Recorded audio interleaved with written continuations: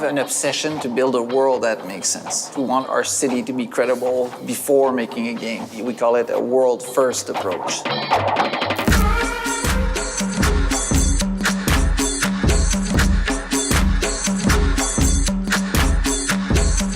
It's really important for us to create a city that feels alive. We speak a lot in Watch Dogs 2 about the world being a simulation, and that's really the fundamental aspect of it. We wanted the world to be non-player centric, meaning it will live without you being there.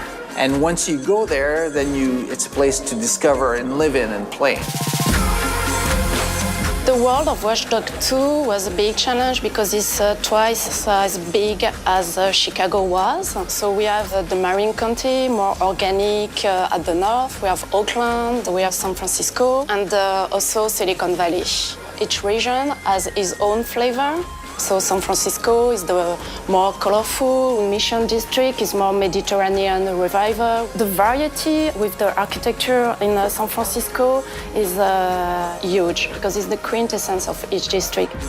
One thing that we did in Watch Dogs 2 to continue to push our ability to convey a real world, as we did a lot more research. We send many people just to scout the area to make sure what we're doing is credible. We went there several times. We had teams going there for us, doing interviews as well. Dig into certain people of San Francisco that we thought were interesting, just to inspire ourselves about the mindset. We really wanted to hit the vibe, the major landmarks, the feeling. We took a lot of pictures, we did a movie, we visit some secret place. We work a lot with street art, the murals, the graffiti. We went as far as sending a guy with a GoPro on his helmet to go through all the streets so we get the vibe. You need to have the vibe, the people in it. When you're really in San Francisco, if you go downtown San Francisco early in the morning, you're gonna feel like there's not much people. Some hobos are in there, they're very colorful. This time around, I think people will feel like not only the place is beautiful, but the personalities of the people around will relate with the people who understand how the vibe of San Francisco and the Bay Area works.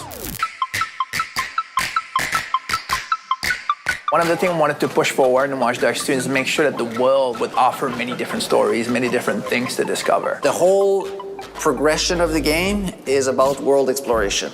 If you're walking in Watch Dogs 2 in the city of San Francisco, you don't know what you're going to find, and you don't know what type of gameplay challenge will be there. But if you start digging around and looking at people, digging into secrets through hacking, then you can find missions, certain stories. So there's big operations you do where you're gonna reveal the truth on something big and have impacts and get followers. But you can also do the same thing and the same loop with smaller operations.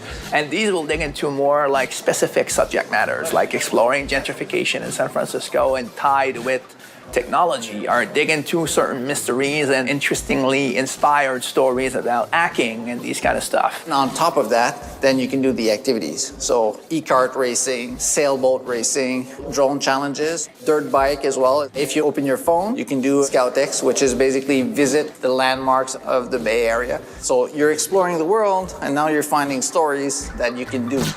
The NPCs in Watch Dogs 2 are closer to a simulation, meaning if you don't exist, they will be doing things together without you actually, needing to interact. So they can fight, they can bicker, they can interact, and that can be used to take advantage in gameplay moments. Certainly is a living world to wander around in Watch Dogs 2, and I think that when players start messing around with the people around, not only it's a living world, but it's an interactive world.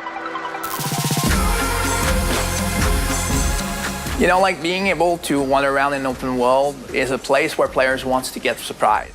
And I think Watch Dogs with Seamless Online have an extra way to surprise players, like by other players. We really wanted to include co-op because you're part of DedSec. You can basically explore the whole world in co-op. Being with your buddies, doing things with them, partaking in stories about DedSec was really important, so co-op is fundamental to that. And it's all over the place, right? It's not just co-op and missions. That's new and it's great, but it's also bringing back the invasions, but with the new mechanics.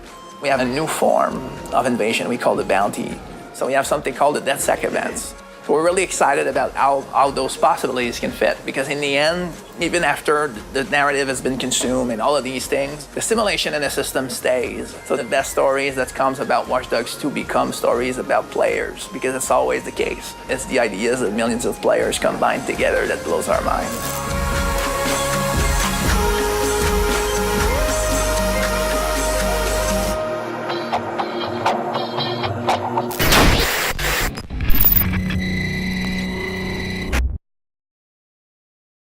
PS4 for the players.